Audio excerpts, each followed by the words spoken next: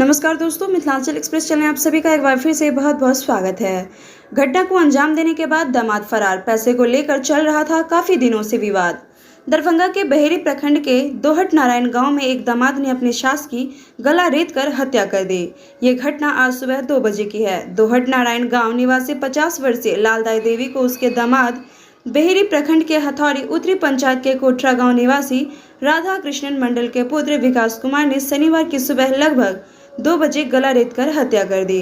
विकास की पत्नी सुधा देवी का ये आरोप है कि उसके पति समेत 3-4 लोग घर की चारदीवारी तड़प कर अंदर आए और उनकी मां का धराधर हथियार से गला रेत कर हत्या करके सभी फरार हो गए। इस संबंध में बहेरी थाना की पुलिस ने मौके पर पहुंचकर छानबीन शुरू कर दी है।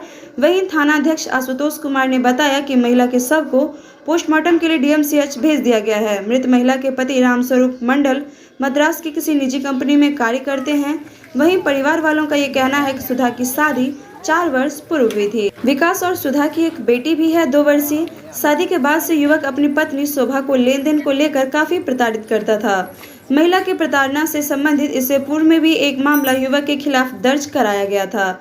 वहीं सुधा की शादी 4 वर्ष पहले हुई थी। दोनों की एक 2 वर्षीय बच्ची भी है और इधर मृत महिला की 3 बेटी है, जिसमें फूलो देवी, शोभा देवी और सुधा देवी, तीनों की शादी हो चुकी है। महिला के 2 पुत्र नीतीश कुमार एवं मंजेश कुमार में से एक बाहर रहता है, वहीं दूसरा घटना के समय घर पे ही मौजूद था। घटनास्थल पर मौजूद मृत महिला के ससुर 75 वर्षीय जगदेव मंडल का ये कहना है कि वो कुछ सोचते समझते तब तक सभी हत्या करके फरार हो चुके थे। फिर से बताइए। कल फोन करके वो बोला क्या से तुम वहाँ पर थी ना, तो वहाँ पर तुम रहो, तुम वहाँ पर देखती रह जाएगी। अब 15 गांव का लोग भी जानेगा। हम तुमको देखते हैं क्या, एगो का हत्या करके आराम से आ जाएंगे। उसके बाद रात उपरात हम लोग यहाँ पर खाना ताना बना, मेरे भाभी भी थी, खाना उना बनाई। सब आदमी वहाँ पर, मेरे बाबा, भाई, बहन, मेरे भाभी सब बैठ के उसी घर में एक ही जगह खा रहे थे। कितने लोग हैं फैमिली में?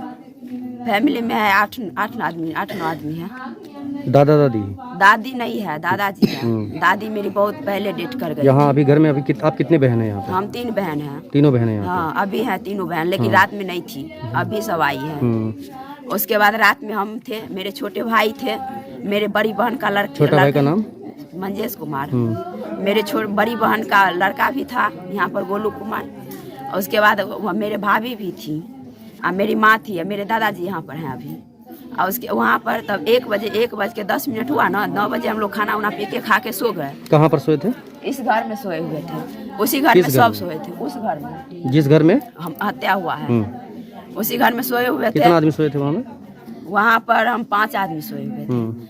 1:10 हुआ, गेट लगा के, गेट खोल के? तभी हम गेट लगा के सोए हुए थे।